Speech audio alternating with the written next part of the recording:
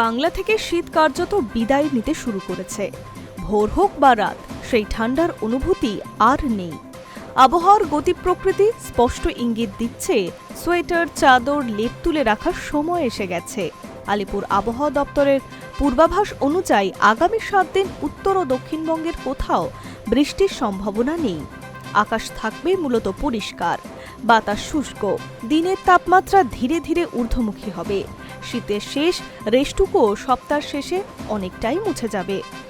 কলকাতায় বর্তমান সর্বনিম্ন তাপমাত্রা 16 থেকে 17 ডিগ্রি সেলসিয়াসের মধ্যে ঘোরাফেরা করছে।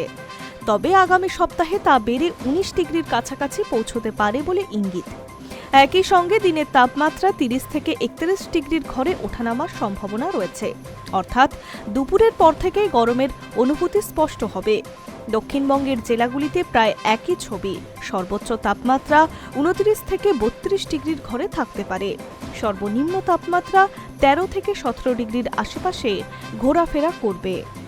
সকালে হালকা কুয়াশা বা শিশিরের আমেজ থাকলেও তা বেশিক্ষণ স্থায়ী হবে না। সকাল 8টা থেকে 9টার মধ্যেই উধাও হয়ে যাবে শীতের আবহ।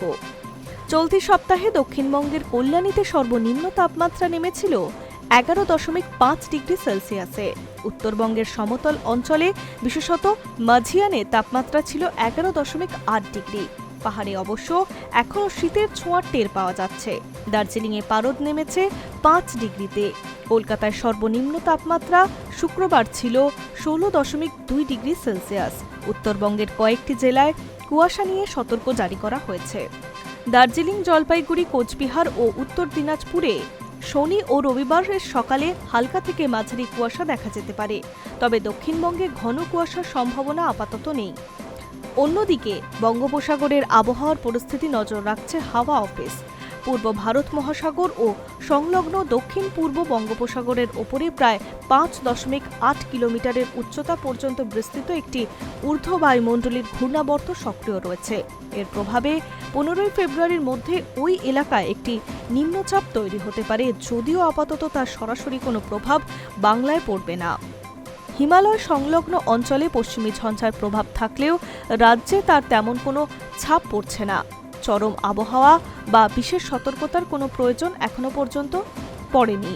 আবহাওয়াবিদদের মতে চলতি বছরে এল নিনোর প্রভাব দেশে তাপমাত্রা স্বাভাবিকের তুলনায় বেশি থাকতে পারে।